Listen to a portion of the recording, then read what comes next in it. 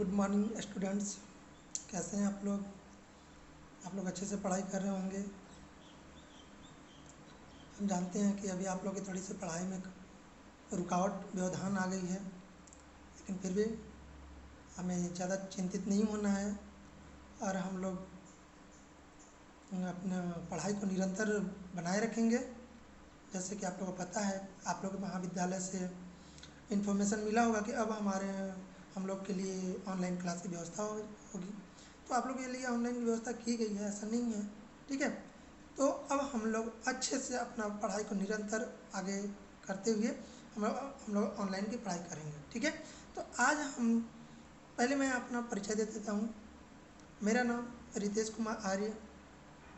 हम सूरजपुर डिस्ट्रिक्ट के शासकीय नवीन महाविद्यालय चांदनी बिहारपुर में अतिथि प्राध्यापक के रूप में कार्यरत हैं।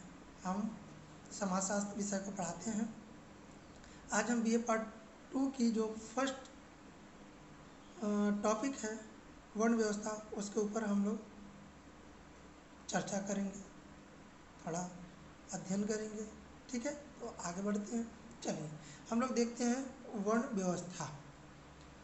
वर्ण व्यवस्था क्या है, सबसे पहले हम लोग देखते हैं। वर्ण व्यवस्था के अंतर्गत समाज में 4 वर्ण ब्राह्मण, क्षत्रिय, वैश्य और शूद्र विभाजित किया गया है। ये लगभग आपको भी पता है, सभी को पता है कि हमारे समाज में जो व्यक्ति हैं, उन व्यक्तियों को लगभग 4 भागों में डिवाइड किया गया। पहला ब्राह्मण, दूसरा क्षत्रिय, तीसरा वैश्य और चौथा शूद्र के रूप में, ठीक है। आगे देखते हैं। देखिए, ये यदि हम देखें तो एक वैज्ञानिक उद्देश्य भी ढूंढा जा सकता है, ठीक है। अर्थात ये जो हमारा वर्ण व्यवस्था है वैज्ञानिक आधार भी है। कैसे? देखिए, ज्ञान, रक्षा, जीविका तथा सेवा मनुष्य की 4 स्वाभाविक इच्छाएं हैं। हर व्यक्ति को चाहिए, ज्ञान चाहिए, हमें भी चाहिए, आपको भी चाहिए और सभी को चाहिए। रक्षा सभी के लिए है, जीविका सभी के लिए, सेवा भी सभी के लिए। तो ये मनुष्य की ये 4 स्वाभाविक इच्छाएं हैं, ठीक है, ये सभी को चाहिए। तो ज्ञान जो है ब्राह्मण के द्वारा मिलता है, रक्षा क्षत्रियों के द्वारा, जीविका वैश्य के द्वारा और जो सेवा है वो शूद्रों के द्वारा, ठीक है। आगे बढ़ते हैं और वर्ण की अर्थ देखते हैं, वर्ण का अर्थ देखते हैं। प्रायः लोग जाति और वर्ण दोनों को ही एक समान मान बैठते हैं, एक समान मानते हैं, जो कि पूरी तरह से गलत है। ये दोनों अवधारणा एक दूसरे से भिन्न है ना। वर्ण जो है अलग है और जाति अलग है। जाति में बहुत प्रकार होती है, ठीक है।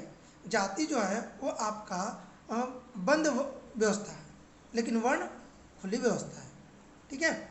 चलिए आगे बढ़ते हैं। वर्ण शब्द का अर्थ रंग और वर्ण दोनों से ही बना है ना। वर्ण शब्द का अर्थ जो है वो रंग और वर्ण दोनों से बना है। साहित्यिक दृष्टिकोण से, ठीक है, साहित्यिक दृष्टिकोण से वर्ण शब्द व्रिय, ठीक है, अर्थात वर्णे या वरि धातु से बना है, जिसका अर्थ होता है वर्ण करना या चुनना होता है, ठीक है। अर्थात वर्ण का अर्थ होता है वर्ण करना या चुनना, ठीक है। आगे बढ़ते हैं। वर्ण व्यवस्था की उत्पत्ति संबंधित सिद्धांत। अब वर्ण की जो उत्पत्ति है उसके कौन कौन से सिद्धांत हैं, तो उसमें हम लोग पहला देखते हैं, ठीक है। पहला जो है हमारा परंपरागत सिद्धांत, ट्रेडिशनल थ्योरी, ठीक है। इसमें क्या होता है कि वर्ण व्यवस्था की उत्पत्ति के संबंध में परंपरागत सिद्धांत सबसे प्राचीन सिद्धांत है। यह सिद्धांत को समझने के लिए ऋग्वेद के पुरुष सूक्त में वर्णित विवरण को स्वीकार करता है, ठीक है। जैसे हम लोग जानते हैं कि यह परंपरागत सिद्धांत है और सबसे प्राचीन सिद्धांत है। ये क्या है कि ऋग्वेद, जैसे 4 वेद है, 4 वेद में एक अपना वेद है ऋग्वेद। अब उस ऋग्वेद में पुरुष सूक्त, ठीक है, पुरुष सूक्त के 10वें मंडल में ये बताया गया है कि विश्व पुरुष के शरीर से ये 4 वर्ण की उत्पत्ति हुई है ना, जिसको हम लोग ब्रह्मा कहते हैं। अर्थात ब्रह्मा के ही शरीर से, शारीरिक अंगों से इन 4 वर्णों का उत्पत्ति हुआ है।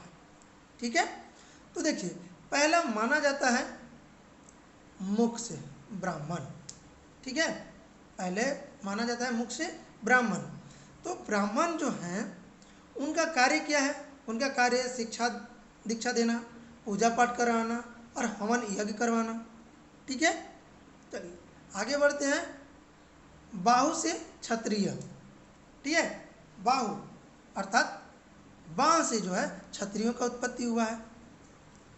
ये जो क्षत्रिय होते हैं इनका कार्य प्रशासनिक कार्य और राज्य को सुरक्षित रखना। ठीक है, तीसरा आता है जंगा से वैश्य की उत्पत्ति। इनका कार्य होता है व्यापार करना, आर्थिक कार्यों को करना। ठीक है, चौथा आता है पदों या पैर, जिसको बोलते हैं शूद्रों के उत्पन्न माना जाता है। जो शूद्र के उत्पन्न है वो पैरों से माना जाता है। इनका कार्य है ऊपर के जो 3 वर्ण हैं ब्राह्मण, क्षत्रिय, वैश्य, इन तीनों की सेवा करना। ठीक है, आगे बढ़ते हैं। दूसरा आती है रंग सिद्धांत। रंग सिद्धांत जो है वो आपका महाभारत के भृगु ऋषि ने भारद्वाज के वर्ण व्यवस्था की उत्पत्ति के आधार मनुष्य के त्वचा के विभिन्न रंगों को ही बताया है।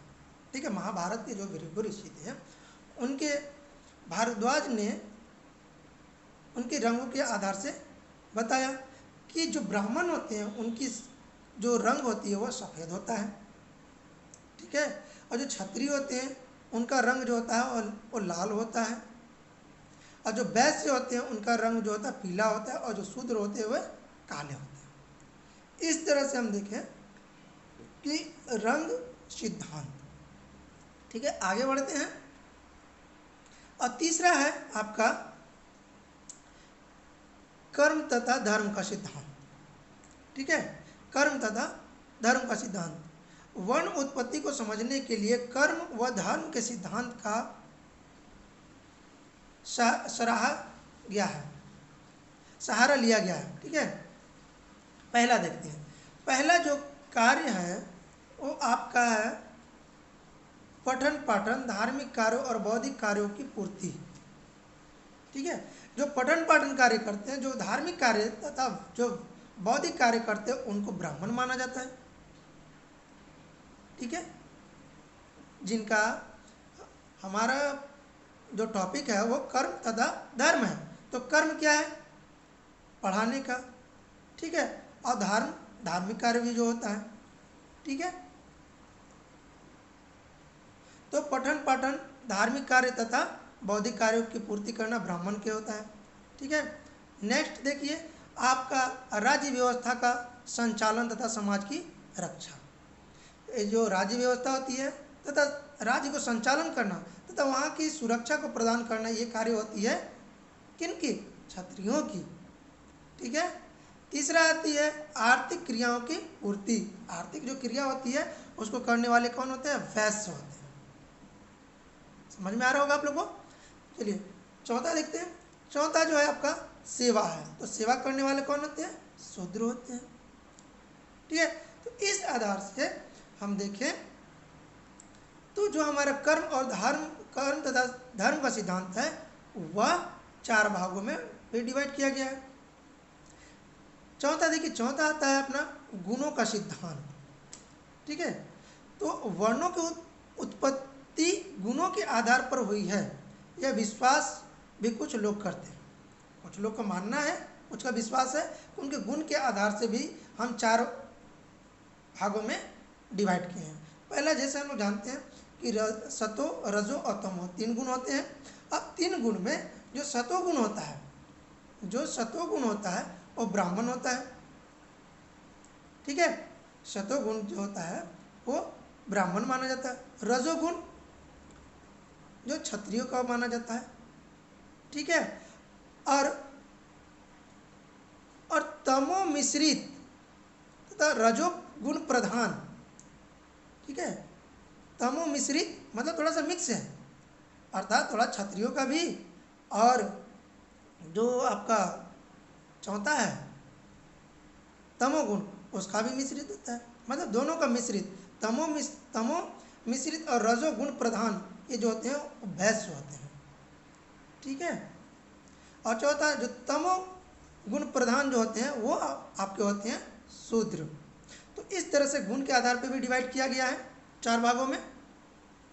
अब आगे आते हैं जन्म का सिद्धांत। जन्म का सिद्धांत में जो जीएस घुरिया महोदय हैं, जिनको हम लोग जानते हैं कि भारतीय समाजशास्त्र के जनक के रूप में भी जाना जाता है, उन्होंने बताया कि प्रारंभ में केवल आर्य और दास ये दोनों वर्ण थे। आर्य यहाँ जहाँ भी पाए गए वहाँ उन लोगों को वहाँ के आदिवासियों को पराजित किया और उन्हें दास बनाया, और आर्य के ही लोग अलग अलग कार्य करने लगे तो उन्हें 3 वर्णों में बांटा गया था, और जो अंत में उनका जो दास बना उन्हीं को शूद्र बनाया था, ठीक है। जैसे देखिए जो आर्य थे, आर्य हम लोग जानते हैं कि मध्य एशिया से आए थे भारत में, और यहाँ के जो द्रविड़ थे जो मूल निवासी थे, तो आर्य अपने आप को बहुत बुद्धिमान समझते थे, बहुत अपना शक्तिशाली भी मानते थे। तो यहाँ पे जब आए तो यहाँ के शूद्रों को, यहाँ के दास को उन्होंने दास बनाए और दासों को पराजित किया, और पराजित करने के बाद उनको शूद्र के रूप में बांट दिया। लेकिन जो ये आर्य थे वो आर्य जब भारत में आए तो यही आर्य 3 भागों में डिवाइड हुए, ब्राह्मण, क्षत्रिय और वैश्य। ब्राह्मण वे आर्य हुए जो पठन पाठन, पूजा पाठ और हवन यज्ञ के कार्य करने लगे, ठीक है। और उन्हीं आर्यों में जो आर्य प्रशासनिक और राज्य की सेवा का कार्य करने लगे वो क्षत्रिय बन गए, और वही आर्य जो आर्थिक कार्य करने लगे, बिजनेस व्यापार करने लगे, वे वैश्य बन गए। तो इस तरह से जन्म के सिद्धांत जीएस घुरिया ने बताए थे, और आपको समझ में आई होगी, ठीक है। तो आप लोग आगे क्लास जो होगा नेक्स्ट डे होगा, तो आप लोग अच्छे से पढ़ाई कीजिए। Okay, thanks, best of luck.